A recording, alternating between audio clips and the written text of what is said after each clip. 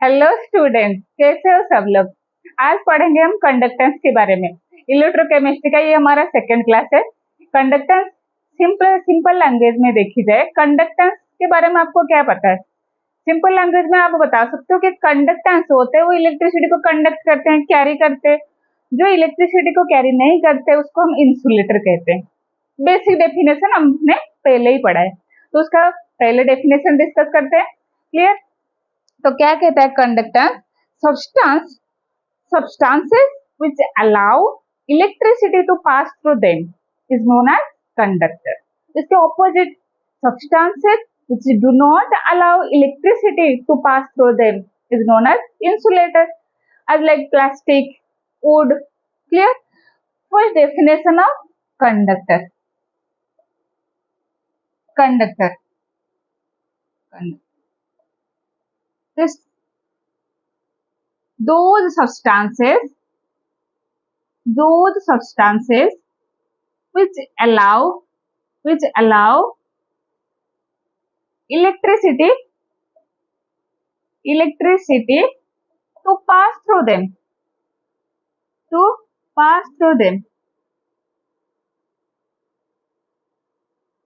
उसको हम क्या कहेंगे? उसको कह देंगे हम कंडक्टर। इंसुलेटर इसके एग्जैक्ट ऑपोजिट। क्या आप कंडक्टर के एग्जाम्पल बता सकते हैं? बिल्कुल, मेटल्स। ये इंसुलेटर ये क्या होता है? इसके थ्रू इलेक्ट्रिसिटी पास नहीं होती, कैरी नहीं होती। तो दो substances which do not allow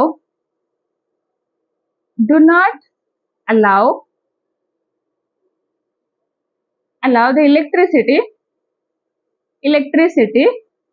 to pass through them.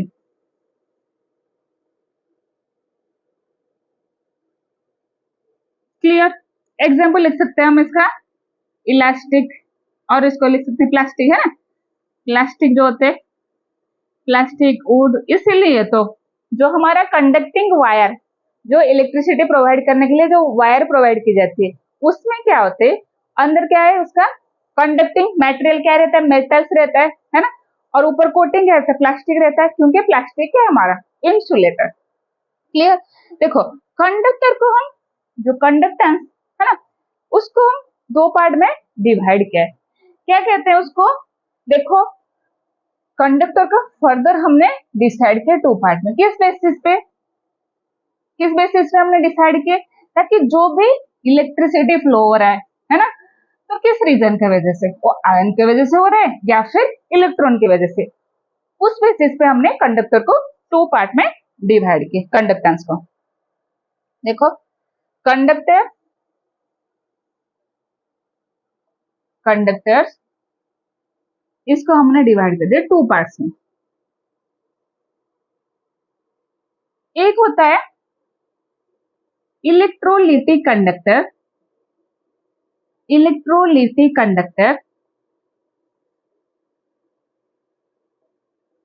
Another one, एक तो होता है electrolytic conductor, another one electronic conductor.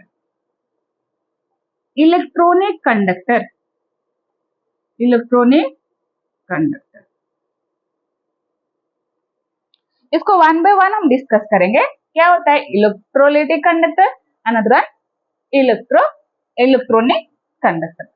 Simple देखो, जैसे हम बोलते हैं ना करंट और इलेक्ट्रिसिटी। सिंपल करंट और इलेक्ट्रिसिटी क्या है? Flow of electron.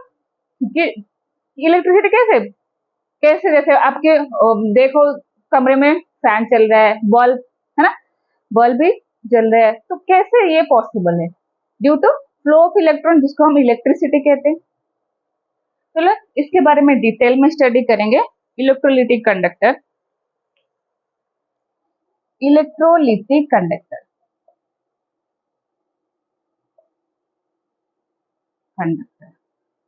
देखो इसको कैसे समझेंगे? इलेक्ट्रोलिटिक कंडक्टर, मुझे बताओ, जो NaCl होता है, जो सॉल्ट आप इनटेक कर रहे हो डे टू डे लाइफ में, सॉलिड NaCl, क्या उसमें इलेक्ट्रिसिटी पास होगा? सॉलिड NaCl में नो मैम।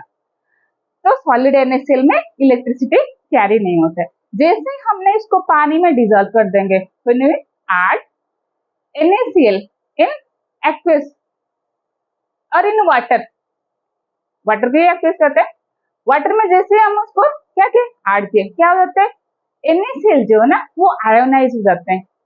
NaCl किसमें कन्वर्ट हो जाते हैं, sodium cation and chloride ion. Means ये जो इलेक्ट्रोलिटिक कंडक्टर, ये क्या कहता है, electrolytic conductor means electricity conduct करेंगे। इलेक्ट्रोलिटिक कंडक्टर, इलेक्ट्रॉनिक कंडक्टर, देखो क्या कहता है ये इलेक्ट्रॉनिक कंडक्टर, कहता है those which undergoes dissociation, those which undergo dissociation when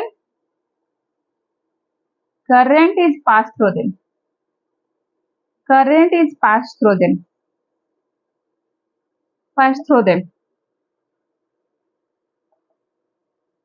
इसका डेफिनेशन लिखते हैं, those carry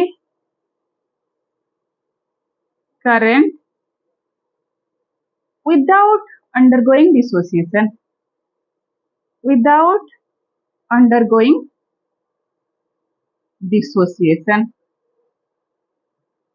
इसका क्या मीनिंग देखो, मैंने फर्स्ट लिखा है, इसमें जो कंडक्शन होता है क्या होता है, which undergo dissociation when current is passed through them, ये एक कंडक्टर है, जैसे हम क्या करेंगे, इसके थ्रू इलेक्ट्रिसिटी पास करेंगे, कंडक्टर मीन्स इलेक्ट्रिसिटी कैरी करेगा, और उसमें क्या हो जाता है, which undergoes dissociation, जैसे NaCl जब ब्रेक होगा सोडियम कैटायन क्लोराइड आयन में, तभी जाके क्या होगा, इलेक्ट्रिसिटी कैरी होगा, तो उसको हम कहेंगे इलेक्ट्रोलिटिक कंडक्टर। क्लियर, इसका एग्जाम्पल देखो। हाँ, नेक्स्ट इसको समझ लेते हैं एक बार। इलेक्ट्रॉनिक कंडक्टर इसके नाम में छुपा है, इसका इलेक्ट्रॉनिक कंडक्टर, इसमें क्या होगा, कोई डिसोसिएशन नहीं होगा, तो फिर कैसे कंडक्ट करेंगे, इसमें कंडक्शन होता है due to flow of electron. Clear, इसमें फ्लो ऑफ इलेक्ट्रॉन की वजह से हीट और इलेक्ट्रिसिटी कंडक्ट होता है। इसमें क्या होता है, जो भी हमारा इलेक्ट्रोलाइट जब डिकम्पोज हो जाते हैं, आयन में कन्वर्ट हो गए, तो वो जो मूवमेंट करते हैं, due to movement of ion electricity produce. Clear, ये हमारा इलेक्ट्रोलिटिक कंडक्टर है, ये हो गया हमारा इलेक्ट्रॉनिक कंडक्टर। तो इलेक्ट्रॉनिक कंडक्टर में कैसे फ्लो होगा, किसके वजह से ये होता है, it is possible due to flow of electron,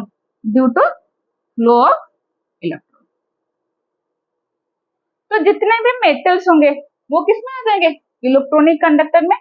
clear, electrolytic conductor जैसे हमारे आयंस हो गए, इसमें कंडक्टेंस किसके वजह से होता है, due to movement of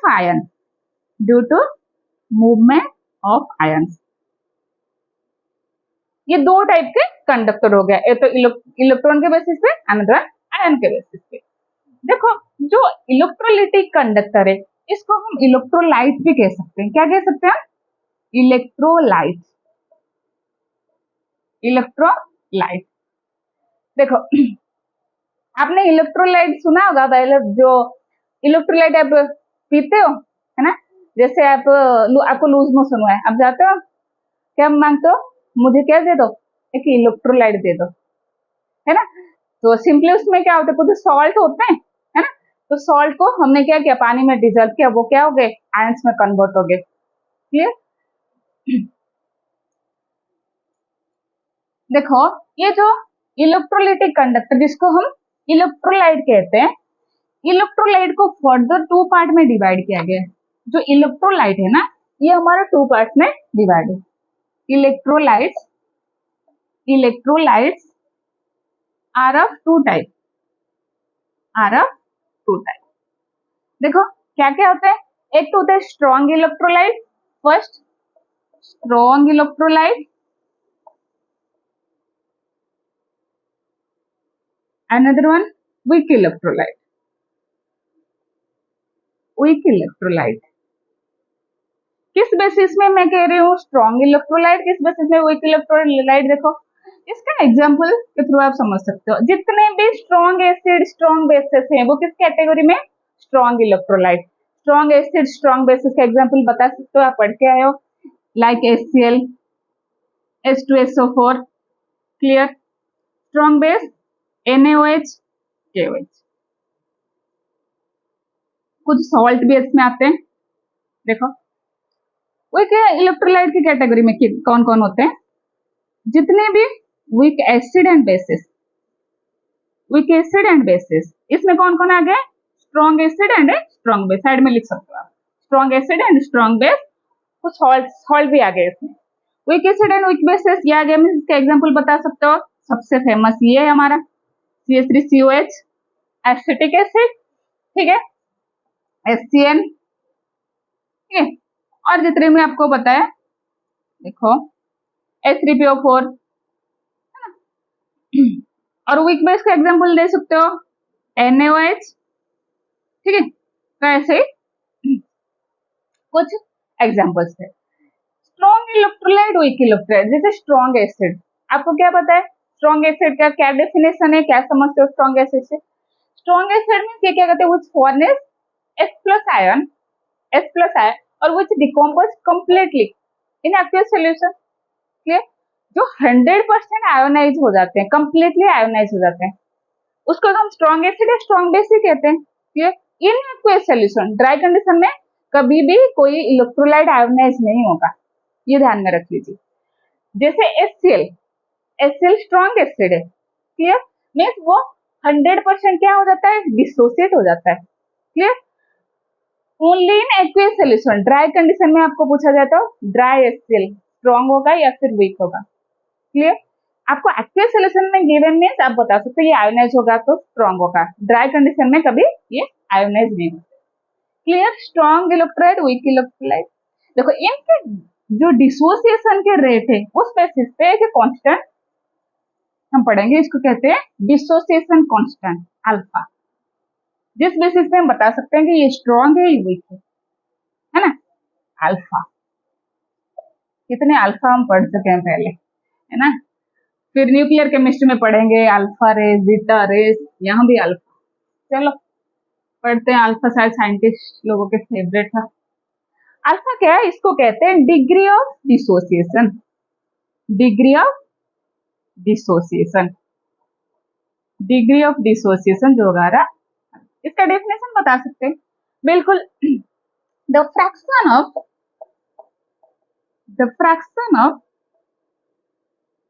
total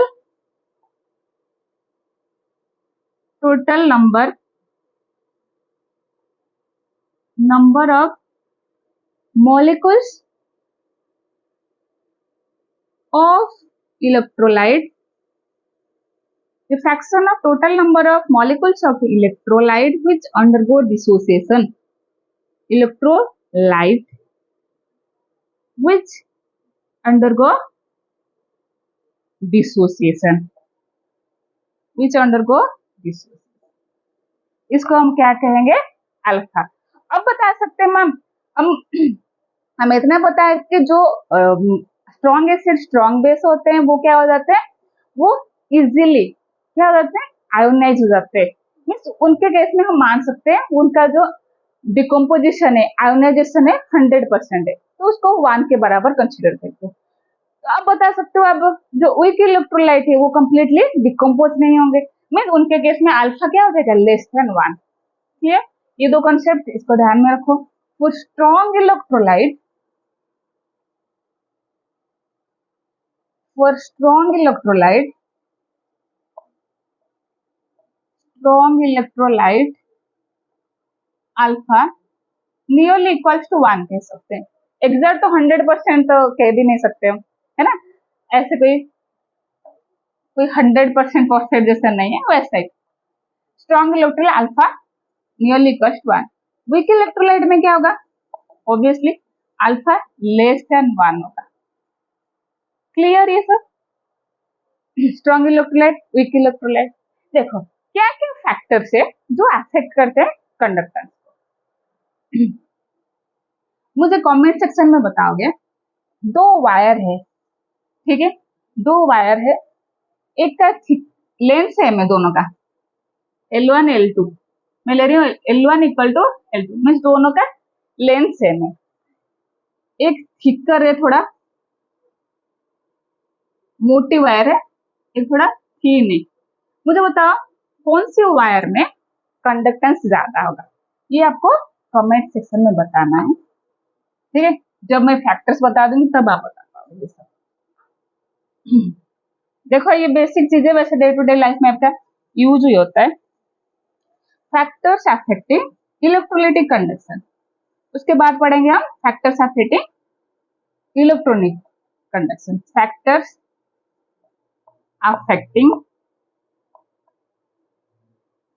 affecting electrolytic conduction, electrolytic conduction.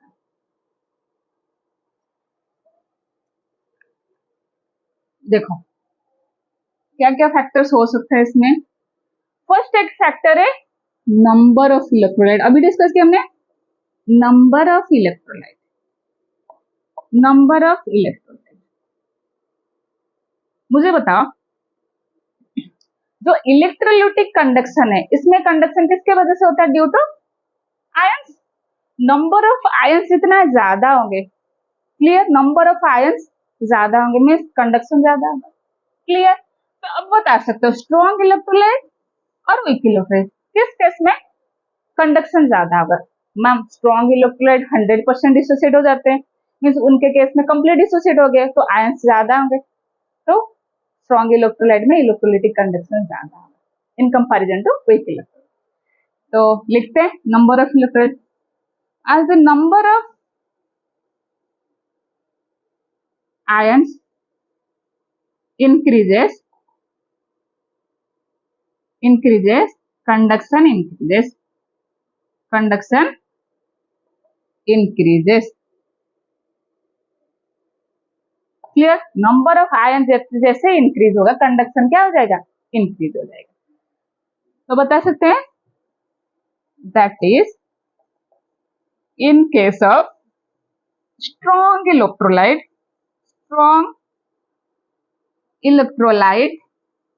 electrolytic conduction is more, electrolytic conduction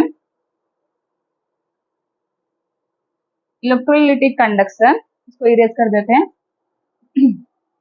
electrolytic conduction is more than weak electrolyte।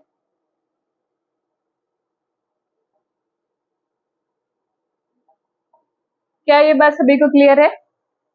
देखो क्या कहते हैं नंबर ऑफ इलेक्ट्रोलाइट, सिंपल, जितना इलेक्ट्रोलिटिक कंडक्शन में कंडक्टेंस किस पे डिपेंड करता है, नंबर ऑफ आयंस में, जिसमें ज्यादा नंबर ऑफ आयंस होंगे उसमें कंडक्शन ज्यादा होगा, सिंपल।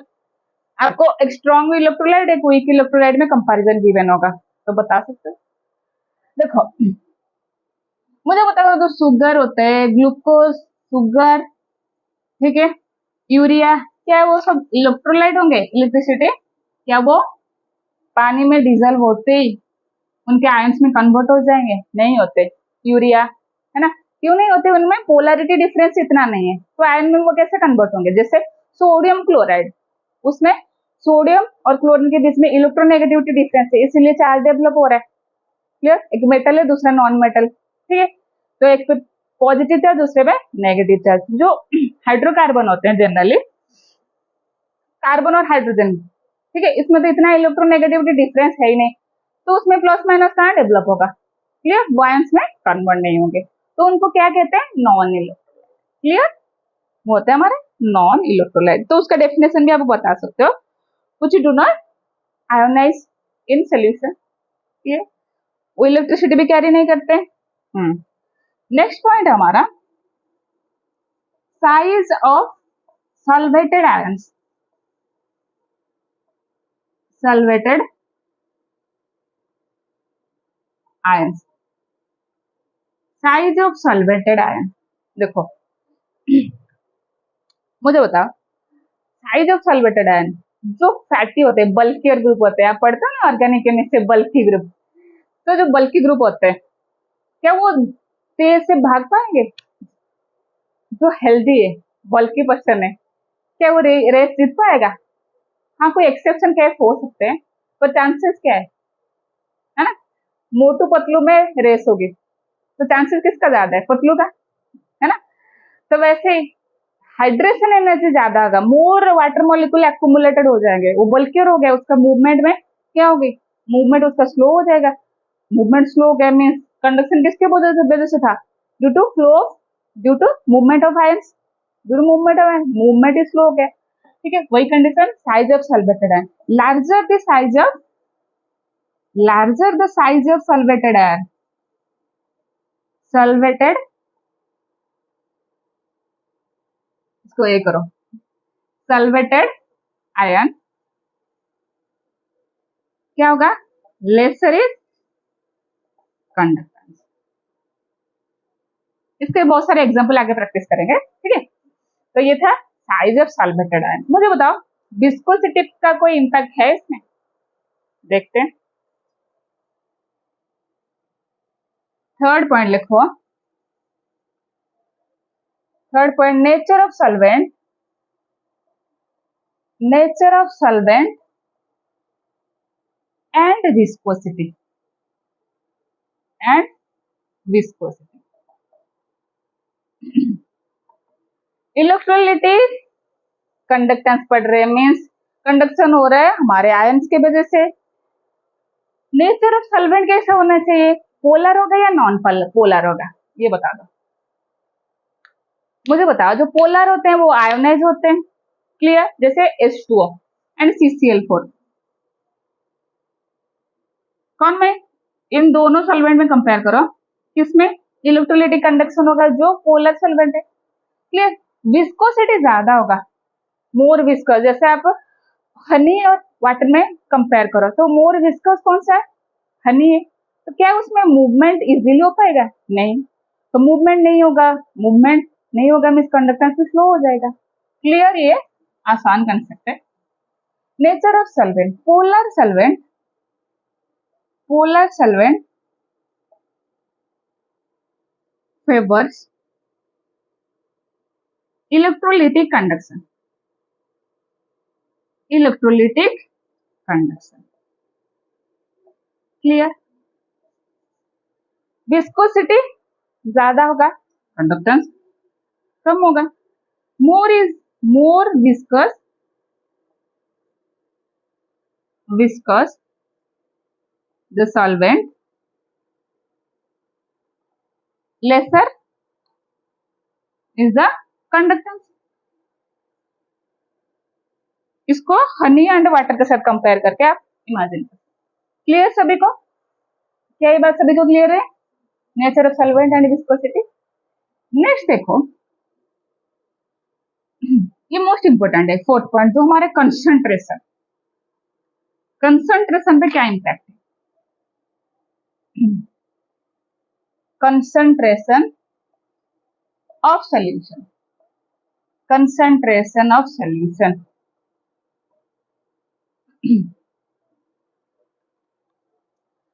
देखो फर्स्ट हम समझेंगे, देखो केमिस्ट्री आजकल कोई डिफिकल्टी नहीं है इसमें, आपको बस कंसेप्ट को समझना है।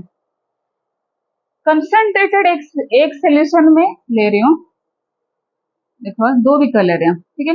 ये हो गया सोल्यूशन नंबर 1, सोल्यूशन नंबर 2। मुझे बताओ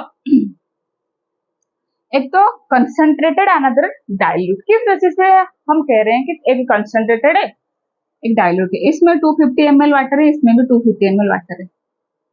क्या इसमें 250 ml H2O, इसमें भी है 250 ml H2O, इसमें है 5 ग्राम NaCl, इसमें है 10 ग्राम NaCl। बच्चों बताओ कौन सा मोर कंसंट्रेटेड होगा? मैम जिसमें नंबर ऑफ सॉल्यूट ज्यादा है वो ज्यादा कंसंट्रेटेड है, गाढ़ा है, ये बोलते हैं। तो तो कंडक्टेंस पे क्या इंपैक्ट है कंसंट्रेटेड सॉल्यूशन और डाइल्यूट सॉल्यूशन? देखो ज्यादा कंसंट्रेटेड मीन्स उसमें क्या होगा, जो इलेक्ट्रोलाइट प्रेजेंट होंगे उनमें स्ट्रॉन्ग फोर्स ऑफ अट्रैक्शन होगा। देखो क्या कहता है, कंसंट्रेटेड,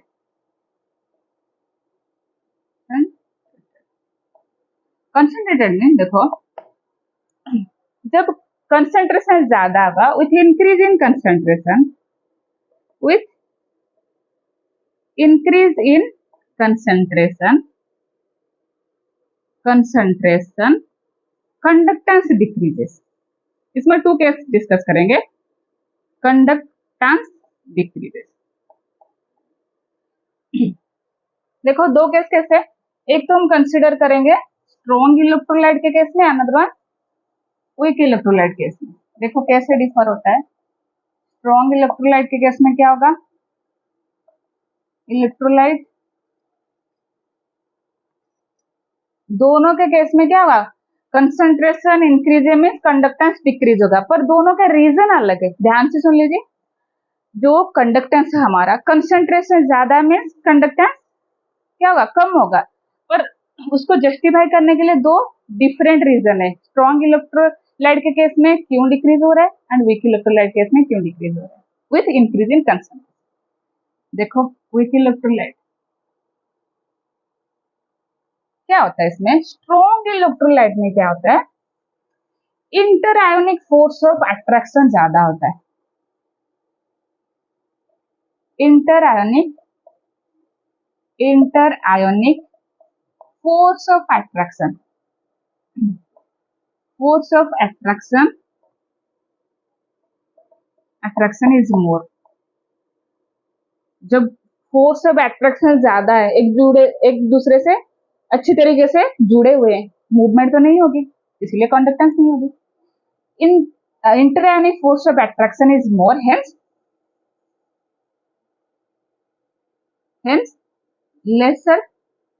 लेस कंडक्टेंस। और वीक इलेक्ट्रोलाइट केस क्या होंगे, देखो जैसे ही हम इसको डाइल्यूट कर देंगे, क्या हो जाएंगे इसमें, after dilution number of particle क्या हो जाएंगे, जितने आप डाइल्यूट करोगे उतने वो आयोनाइज होंगे। वीक इलेक्ट्रोलाइट के केस में कंसंट्रेटेड है तो क्या होगा, आयोनाइजेशन कंप्लीटली नहीं होता, number of ions is less concentrated. जब इसको हम डाइल्यूट कर देंगे, when dilution occur, strong electrolyte के केस में क्या होगा, जैसे देखो कोई सोल्यूशन है, ठीक है, ऊपर से हम पानी ऐड कर रहे हैं, तो उसमें क्या होगा, जैसे हमने सॉल्वेंट ऐड किया, जो पहले जो आयंस थे वो दूर दूर हो जाएंगे, क्लियर, तो उतना जो इंटर आयोनिक फोर्स था वो क्या हो जाएगा, मिनिमाइज हो जाएगा। इंटर आयोनिक फोर्स मिनिमाइज हो गया मीन्स इजिली मूव कर पाएंगे, बिल्कुल इंटर आयोनिक फोर्स मिनिमम हो गया, इजिली मूव कर पाएंगे मीन्स कंडक्टेंस ज्यादा होगा। When dilution occur, inter ionic force of attraction, inter ionic force of attraction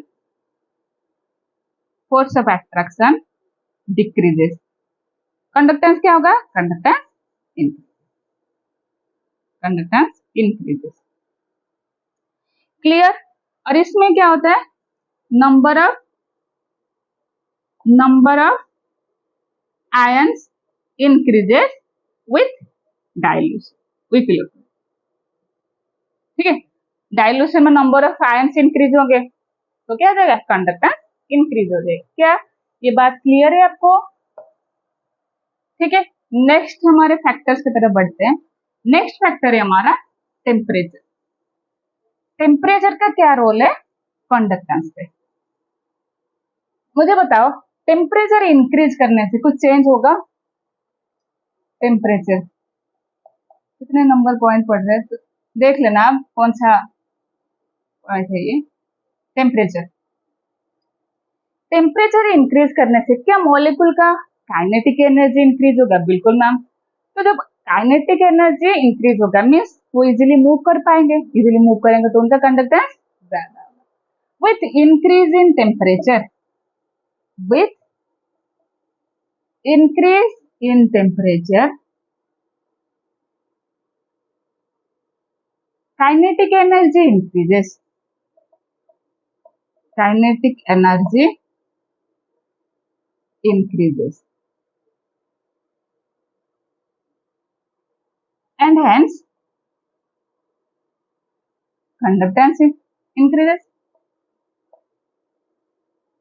bracket में लिख सकता हूँ due to movement of ion, kinetic energy जितना तो आपको समझ है, मूवमेंट ऑफ आयन। तो ये थे सारे फैक्टर्स, वो अफेक्ट करते हैं हमारा इलेक्ट्रोलिटिक कंडक्शन को। तो नेक्स्ट इलेक्ट्रॉनिक कंडक्शन को कौन कौन फैक्टर अफेक्ट करते हैं वो पढ़ेंगे। मेनली जो इलेक्ट्रोलिटिक कंडक्शन का फैक्टर है वो ज्यादातर एग्जाम में पूछ जाता है, चाहे वो एमसीक्यू चाहे शॉर्ट। फैक्टर्स अफेक्टिंग मेटेलिक और इलेक्ट्रॉनिक कंडक्टर, देखो क्या होता है इसमें, फैक्टर्स अफेक्टिंग जो मेटेलिक कंडक्टर है ना बच्चों, उसको हम और क्या कहते हैं, इलेक्ट्रॉनिक कंडक्टर।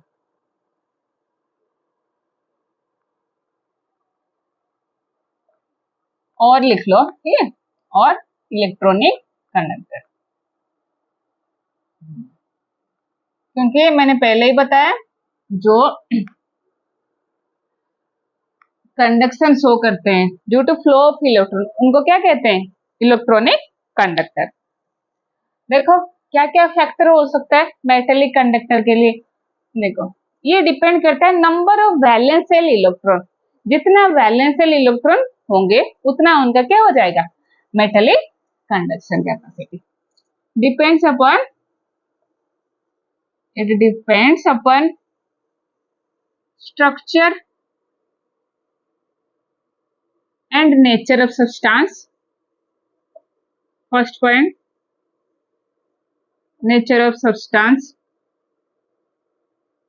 second point देखो, second किस पे डिपेंडेंट है, number of valence shell electron, number of valence shell electron। Third point किस पे डिपेंडेंट होगा, टेम्परेचर पे। देखो ये बहुत ही इंपॉर्टेंट कंसेप्ट है, टेम्परेचर। जो मेटेलिक कंडक्शन है वो क्या होता है, हमारा डिक्रीज होता है टेम्परेचर इंक्रीज होने से। इलेक्ट्रोलाइटिक कंडक्शन में क्या था, इलेक्ट्रोलाइटिक कंडक्शन में हमने डिस्कस किया, जैसे ही हम टेम्परेचर को राइज कर देंगे, इंक्रीज कर देंगे, क्या होगा, काइनेटिक एनर्जी इंक्रीज होगा, मीन्स उसमें पार्टिकल का मूवमेंट ज्यादा होगा और कंडक्शन इंक्रीज होगा। इसमें क्या होता है, इसमें होता है इसका ऑपोजिट, टेम्परेचर इंक्रीजेस, जब टेम्परेचर को इंक्रीज करेंगे कंडक्टेंस क्या हो जाएगा, कंडक्टेंस डिक्रीजेस। क्लियर, देखो इसको मैं अभी बताऊंगी कैसे टेम्परेचर इंक्रीज करने से कंडक्टेंस डिक्रीज होता है, कौन से केस में, मेटेलिक कंडक्टर में अभी डिस्कस करेंगे। जैसे हम अभी कंपैरिजन पढ़ेंगे metallic conduction and electrolytic conduction, तो मैं बता दूंगी ये टेम्परेचर इंक्रीज करने से कंडक्टेंस कैसे डिक्रीज होता है। ये कौन से केस में, वो ध्यान में रखना है, मेटेलिक कंडक्टर केस में। और इलेक्ट्रोलाइटिक कंडक्शन में क्या होगा, टेम्परेचर इंक्रीज करने से कंडक्टेंस भी इंक्रीज होगा। चलो डिफरेंस देखते हैं मेटेलिक कंडक्शन, मेटेलिक कंडक्शन और इलेक्ट्रोलाइटिक कंडक्शन के बीच में हम क्या पढ़ेंगे, डिफरेंस। फर्स्ट पॉइंट आप बता सकते हो, है ना मैम, इसमें होता है conduction due to movement of ions, ठीक है, इलेक्ट्रोलाइटिक कंडक्शन में। और मेटेलिक में कंडक्शन किसकी वजह से होता है, due to flow of electron. First point वही लिख लेते हैं, it is due to flow of electron, flow of electrons। इसमें लिख सकते हैं it is due to movement of ions, movement of ions। ये बात तो सभी को क्लियर है। सेकंड पॉइंट देखो, मेटेलिक कंडक्शन में जब भी हम इलेक्ट्रिसिटी पास करेंगे क्या कोई डिकम्पोजिशन होगा, नो नहीं होता है। इलेक्ट्रोलाइटिक कंडक्शन में इलेक्ट्रोलाइट प्रेजेंट है, जैसे ही इलेक्ट्रिसिटी ये कैरी करेगा, क्या होगा, डिकम्पोज हो जाएगा। सेकंड पॉइंट आप बता सकते हो, इट अंडरगोज डिसोसिएशन, है ना, dissociation when electricity is passed through it, when electricity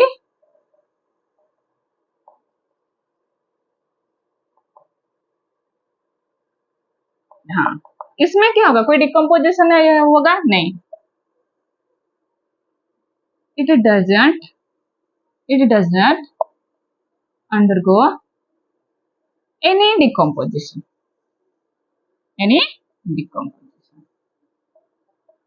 clear. ये तो हमने पहले ही डिस्कस किया था। मेन थर्ड पॉइंट जो वो हमारा इंपॉर्टेंट पॉइंट, देखो मैंने क्या बोला, टेम्परेचर इंक्रीज करने से जो मेटेलिक कंडक्शन है वो क्या हो जाता है, डिक्रीज हो जाता है। देखो कोई भी मेटल, ये सपोज कंसिडर कर लो, इसको आयरन रॉड मान लो, भले डस्टर है, आयरन रॉड कंसिडर कर लो। सपोज हम एक साइड से इसको हीट कर देंगे, एक एंड से, क्या दूसरे एंड क्या हो जाएगा, हीटअप हो जाएगा, बिल्कुल होगा।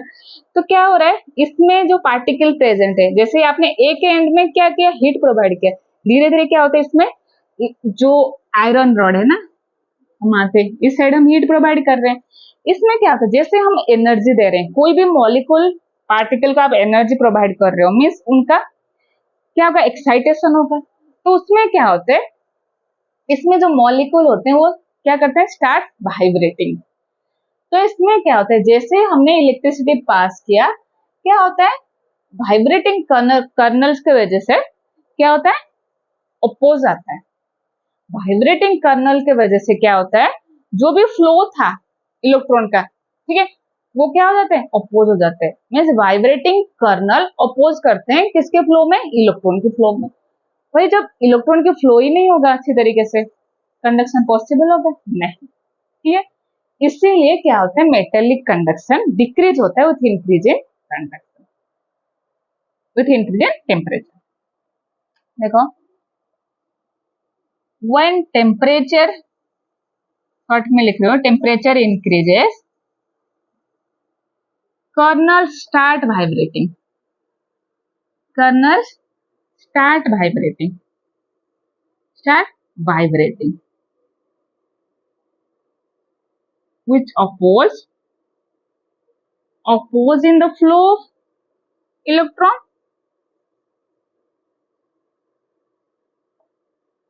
इलेक्ट्रॉन की फ्लो नहीं होगा तो फिर कंडक्शन डिक्रीज होगा। इसमें क्या होता है, हमने डिस्कस किए थे, टेम्परेचर इंक्रीज करने से, with increase in temperature, electrolytic conductance क्या होगा, इंक्रीज होगा, इलेक्ट्रोलिटिक कंडक्शन इंक्रीजेस, क्लियर। ये था कुछ मेन पॉइंट जो हमारा metallic conduction and electrolytic conduction. इसमें जो रेजिस्टेंस आता है हमारा, रेजिस्टेंस पता है आपको, कंडक्टेंस के बिल्कुल ऑपोजिट है ना। जो रेजिस्टेंस होता है, रेजिस्टेंस किसके वजह से होता है, due to kernel, resistance arises due to vibrating kernel। इसमें तो एज सच इलेक्ट्रोलिटिक कंडक्शन में एज सच कोई मेटल नहीं है, मीन्स कोई इलेक्ट्रॉन के फ्लो की वजह से तो नहीं हो रहा है, ये आयन के फ्लो की वजह से हो रहा है। मुझे बताओ आयन के फ्लो में कौन हिंड्रेंस प्रोवाइड कर सकता है, विस्कोसिटी हो सकता है ना, और इंटरआयोनिक फोर्स, है ना। सपोज पार्टिकल के बीच में, आयंस और आयंस के बीच में स्ट्रॉन्ग फोर्स ऑफ अट्रैक्शन होगा, वो इजीली मूव नहीं करेंगे, क्लियर। एक ये फैक्टर हो सकता है, और एक विस्कोसिटी। तो रेजिस्टेंस इसमें किसकी वजह से आता है, रेजिस्टेंस arises ड्यू टू, किसके वजह से होगा, ड्यू टू विस्कोसिटी, क्लियर, और इंटरआयोनिक फोर्स।